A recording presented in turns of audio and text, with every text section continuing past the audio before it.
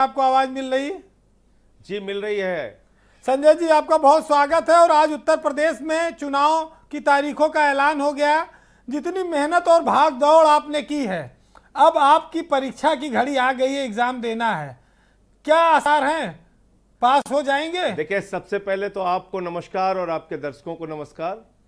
परीक्षा की घड़ी पूरे उत्तर प्रदेश के लिए है, क्योंकि ये चुनाव का महापर्व उत्तर प्रदेश की जनता का, उत्तर प्रदेश के नौजवानों का, किसानों का, माताओं बहनों का, छोटे छोटे बच्चों का भविष्य तय करेगा। तो इसलिए हम सबको इस चुनाव के महापर्व का सदुपयोग करना है और एक ऐसी सरकार उत्तर प्रदेश में बननी चाहिए जो जनता के बुनियादी मुद्दों पे काम करे। और आम आदमी पार्टी का ये नारा है कि हम मुद्रा पे नहीं, मुद्दा पे चुनाव लड़ेंगे। हमने बार बार इस बात को कहा है कि हम 300 यूनिट बिजली फ्री, पुराने बिजली के बिल के बकाया माफ, किसानों की बिजली माफ, 5,000 रुपए बेरोजगारी भत्ता हर महीने, 10 लाख सरकारी नौकरियां, 1,000 माताओं बहनों को हर महीने, इन मुद्दों को लेकर जनता के बीच में जाएंगे। और आज चुनाव आयोग ने जो तारीखों का ऐलान किया है और जिस प्रकार से उन्होंने कोरोना के संकट को देखते हुए दिशा निर्देश जारी किए हैं, उनको भी मैं बधाई देना चाहता हूं। और इसका पालन कड़ाई और सख्ती से चुनाव आयोग कराए। चुनाव आयोग कह रहा है कि हम निष्पक्ष चुनाव के पक्षधर हैं, हम चाहते हैं कि चुनाव निष्पक्ष हो। नहीं, निश्चित रूप से, लेकिन जो गाइडलाइन जारी की गई है वीरेंद्र जी, उसका तो पालन चुनाव आयोग को कराना पड़ेगा। क्योंकि बहुत सारी गाइडलाइन बंगाल के चुनाव में हम लोगों ने देखा कि जारी की गई थी कोरोना को देखते हुए, लेकिन उसका पालन देश के सबसे बड़े सत्ताधारी दल ने, भारतीय जनता पार्टी ने, देश के प्रधानमंत्री ने नहीं किया। और इसीलिए और उस समय आदित्यनाथ जी भी जाके खुलेआम वहां प्रचार करते थे। तो इसलिए जो कोरोना को लेके नियम, कानून, गाइडलाइन जारी किए गए हैं, उसका सख्ती से पालन करवाना भी चुनाव आयोग की जिम्मेदारी होगी। अच्छा, आप तो देखते रहे कि उत्तर प्रदेश के चुनाव में पैसा, दारू, ये जो एक सिस्टम है चुनाव को प्रभावित करने वाला, इस पर क्या अंकुश लग पाएगा? देखिए, जाति, धर्म, पैसा, रुपया, दारू, शराब, प्रलोभन, ये सब कुछ चलेगा इस चुनाव में। उसी से लड़ना एक बड़ी चुनौती है और आम आदमी पार्टी उस भूमिका को निभा रही है। आपको याद होगा कि आदित्यनाथ जी की सरकार के खिलाफ लगातार हम लोगों ने सड़क पर संघर्ष करने का काम किया। 21 मुकदमे मेरे ऊपर हुए, मेरे पार्टी का दफ्तर बंद करा दिया, तमाम इनके भ्रष्टाचार के मामले हमने सामने किए। अयोध्या के राम मंदिर में जो इन्होंने जमीन खरीद का घोटाला किया था, उसको हमने सामने किया, कोरोना के घोटाले को सामने किया। इन तमाम मुद्दों को हमने जनता के सामने किया। और इसलिए उत्तर प्रदेश की जनता से अपील करता हूं कि अब बच्चों को नमक रोटी खिलाने वाली सरकार को मत चुनिए। अब उत्तर प्रदेश में एक नई राजनीति लेकर आइए, एक बदलाव की राजनीति लेकर आइए। और इसके लिए अरविंद केजरीवाल जी ने और हम सब लोगों ने मॉडल दिया है दिल्ली में, उसी की बात दूसरे राज्यों में कर रहे हैं और उत्तर प्रदेश में वही सपना हम जनता के बीच में लेके जा रहे हैं। आज उत्तर प्रदेश में बेरोजगारों के सामने सबसे बड़ा संकट है नौकरी का। आप सोचिए, पेपर लीक सरकार बन गई है। ये एक के बाद दूसरा, दूसरे के बाद तीसरा पेपर लीक हो रहा है। 23 लाख टीटी के छात्रों का क्या हुआ? आदित्यनाथ जी ने कहा था 1 महीने में परीक्षा करा देंगे, आज वो बेचारे सड़क पर आ गए, परीक्षा नहीं हुई। कितने लंबे समय से तैयारी की होगी, फॉर्म भरा होगा, 2-2, 3-3 हजार रुपए खर्च किया होगा। सुहागिन शिक्षा मित्र महिलाओं को सिर मुड़वाने पड़ते हैं उत्तर प्रदेश में, नौजवानों को लाठियां खानी पड़ती है, मुकदमे झेलने पड़ते हैं। तो कोरोना के समय में अब तो शमशान के अंदर लकड़ी की खरीद में दलाली खाई गई। अब तो आपके मुद्दों पर जनता को निर्णय सुनाने का वक्त आ गया है।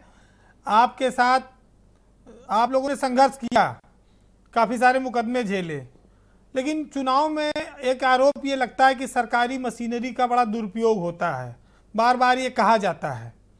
अब केंद्र में भी और यूपी में दोनों जगह बीजेपी की सरकार है, तो स्वाभाविक है कि जब चुनाव आयोग आया था तो आप लोगों ने क्या शिकायत की इस बात की? आप लोगों ने कहा कि हम चाहते हैं निष्पक्ष चुनाव हो, उसके लिए फला फला अफसरों पर कुछ आपको लगता है कि? चुनाव पर पूरी हम लोग भी और हमारे कार्यकर्ता भी नजर रखेंगे। जहां कहीं भी ये लोग चुनाव आयोग के नियमों का उल्लंघन करते हुए देखे जाएंगे या हम लोगों के संज्ञान में आएगा, निश्चित रूप से चुनाव आयोग से उसकी शिकायत करेंगे। कार्रवाई करना चुनाव आयोग के ऊपर है। सत्ता का दुरुपयोग नहीं होना चाहिए, भड़काऊ भाषण नहीं होने चाहिए, नफरत की बुनियाद पे उत्तर प्रदेश का चुनाव नहीं होना चाहिए, जाति धर्म के नाम पे लड़ाने की कार्रवाई नहीं होनी चाहिए। क्योंकि ये लोग क्या हैं, 2017 का चुनाव हम भूले नहीं है। भारतीय जनता पार्टी की विचारधारा इसी से आपको जाहिर होती है कि ये चुनाव में शमशान और कब्रिस्तान बनाने की बात करते थे। इनकी प्राथमिकता स्कूल अस्पताल बनवाना नहीं है, उद्योग धंधे लगवाना नहीं है, सड़क बिजली पानी की सुविधा देना नहीं है, किसान को उसके फसल का दाम देना नहीं है, माताओं बहनों को सुरक्षा देना नहीं है। इनकी प्राथमिकता शमशान और कब्रिस्तान बनाना है। लेकिन संजय जी, आपकी पार्टी अभी छोटी है। उत्तर प्रदेश में आप कितनी सीटों पर चुनाव, आपने कोई गठबंधन भी नहीं किया और चुनाव आ गया। बिल्कुल सही आपने कहा। हमको छोटी पार्टी 2013 में भी लोग मानते थे, 2015 में भी लोग मानते थे, पंजाब में जब चुनाव लड़ने गए वहां भी छोटी पार्टी मानते थे। जनता लोकतंत्र में आपको छोटा बड़ा बनाती है। पहले चुनाव में ही 13 में हम सरकार बनाए, 15 में 67 सीटें लेके आए, 20 में 62 सीटें, दिल्ली में 3 बार सरकार हम बना चुके। और आपको याद होगा जिला पंचायत के चुनाव में वीरेंद्र जी, आम आदमी पार्टी को कोई गिनता नहीं था, 1600 सीटों पे हम चुनाव लड़े और 40 लाख से ज्यादा वोट मिले, 83 हमारे जिला पंचायत सदस्य जीत के आए। तो ये उत्तर प्रदेश की जनता का सहयोग और समर्थन और आशीर्वाद हमको रहा। तो इस चुनाव में भी हम 403 सीटों पे लड़ रहे हैं, अपने मुद्दे जनता के सामने रख रहे हैं। अगर उससे लोगों को लगेगा कि हमारी जिंदगी में बदलाव आ सकता है, केजरीवाल जी की गारंटी पर अगर वो वोट देना चाहेंगे, उनके वादों पर भरोसा करेंगे, तो निश्चित रूप से इस चुनाव में भी सफलता मिलेगी। क्योंकि लोकतंत्र के मालिक तो अंतोगत्वा जनता होती है, वो तय करती है आपका भविष्य। देखिए, आज चुनाव आयोग ने एक बात कही कि अभी 15 फरवरी तक कोई प्रचार नहीं होगा, न नुक्कड़ सभा, न पदयात्रा, न रैली। अब ये लड़ाई डिजिटल पे आ गई है। तो आप सबके हाथ में मोबाइल है, हर आदमी मोबाइल पे जानता है। आम आदमी पार्टी इस मामले में, चूंकि बीजेपी बहुत बड़ी पार्टी है, उससे मुकाबला आपको करने के लिए उसी तरह की फोर्स आपके पास होनी चाहिए। देखिए वीरेंद्र जी, कम से कम हिंदुस्तान में हर आदमी ये बात तो जरूर मानता है कि सोशल मीडिया पे, डिजिटल माध्यम पे अगर भारतीय जनता पार्टी से कोई दो चार कर सकता है, लड़ सकता है, उनकी बातों का जवाब दे सकता है उनकी ही भाषा में, तो आम आदमी पार्टी दे सकती है। उनकी भाषा का मतलब वो गाली गलौज नहीं, लेकिन उनके दुष्प्रचार का सही जवाब वो आम आदमी पार्टी करती है। और आज हम लोगों ने तो वर्चुअल रैली की शुरुआत कर दी। चुनाव आयोग ने 15 जनवरी तक वर्चुअल रैली करने का निर्देश जारी किया है, वर्चुअल माध्यम से प्रचार करने की बात कही, लेकिन इसकी तो शुरुआत हमने कर दी। आज मैंने स्वयं वर्चुअल रैली की बनारस में, जिस रैली में मुझे जाना था, और 1,25,000 लोगों ने तो खाली फेसबुक पे जुड़ के हमारे साथ उस रैली में लोग शामिल हुए, जिसको मैंने संबोधित किया, जिसमें मैंने बताया कि कैसे हम बिजली फ्री दे सकते हैं, कैसे हम शिक्षा के क्षेत्र में बदलाव ला सकते हैं, कैसे हम स्वास्थ्य के क्षेत्र में बदलाव ला सकते हैं, कैसे किसानों के फसल का दाम दे सकते हैं, कैसे नौजवानों को, बेरोजगार नौजवानों को 5,000 रुपए हर महीने दे सकते हैं, कैसे हम 1,000 रुपए 18 साल के ऊपर की महिलाओं को हर महीने दे सकते हैं। ये सारी बातें हमने विस्तार से बताई। अच्छा, एक सवाल और जो लोगों के मन में है कि अब तो आचार संहिता लग गई, अब आपके ऊपर मुकदमे कम लगेंगे, तो आप चलेंगे भी कम, अब चूंकि अब तो आयोग ने भी कह रखा है, तो अब राहत दोनों तरफ रहेगी, नहीं देखिए, सरकार को भी और आम आदमी पार्टी को भी, देखिए, और पुलिस को भी।